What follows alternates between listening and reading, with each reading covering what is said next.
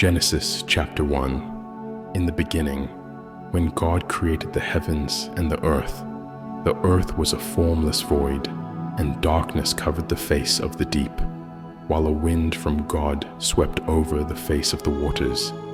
Then God said, "Let there be light." And there was light. And God saw that the light was good, and God separated the light from the darkness. God called the light day, and the darkness he called night. And there was evening, and there was morning, the first day. And God said, "Let there be a dome in the midst of the waters, and let it separate the waters from the waters." So God made the dome, and separated the waters that were under the dome from the waters that were above the dome. And it was so. God called the dome sky. And there was evening, and there was morning, the second day.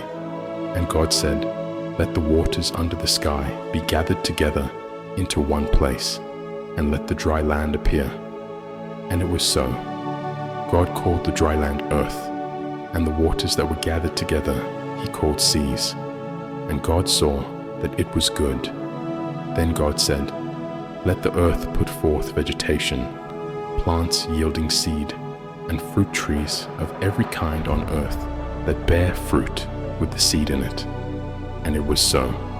The earth brought forth vegetation, plants yielding seed of every kind, and trees of every kind bearing fruit with the seed in it. And God saw that it was good.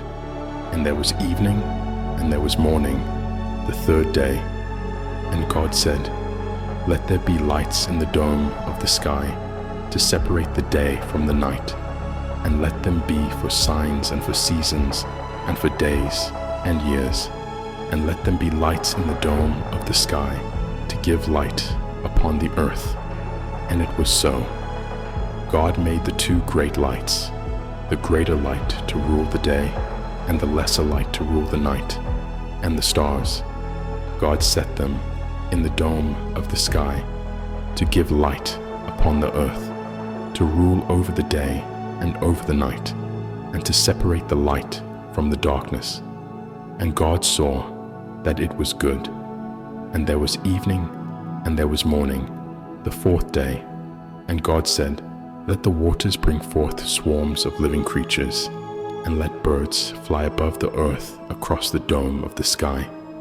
So God created the great sea monsters, and every living creature that moves, of every kind, with which the waters swarm, and every winged bird of every kind. And God saw that it was good. God blessed them, saying, "Be fruitful and multiply, and fill the waters in the seas, and let birds multiply on the earth." And there was evening, and there was morning, the fifth day.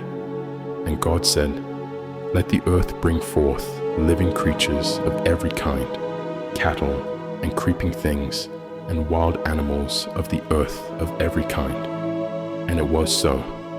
God made the wild animals of the earth of every kind, and the cattle of every kind, and everything that creeps upon the ground of every kind. And God saw that it was good. Then God said, "Let us make humankind in our image, according to our likeness, and let them have dominion over the fish of the sea, and over the birds of the air, and over the cattle, and over all the wild animals of the earth, and over every creeping thing that creeps upon the earth." So God created humankind in his image. In the image of God he created them, male and female he created them. God blessed them, and God said to them, "Be fruitful and multiply, and fill the earth and subdue it, and have dominion over the fish of the sea, and over the birds of the air, and over every living thing that moves upon the earth." God said, "See, I have given you every plant yielding seed that is upon the face of all the earth, and every tree with seed in its fruit. You shall have them for food. And to every beast of the earth, and to every bird of the air, and to everything that creeps on the earth, everything that has the breath of life, I have given every green plant for food." And it was so. God saw everything that he had made, and indeed it was very good. And there was evening, and there was morning, the sixth day.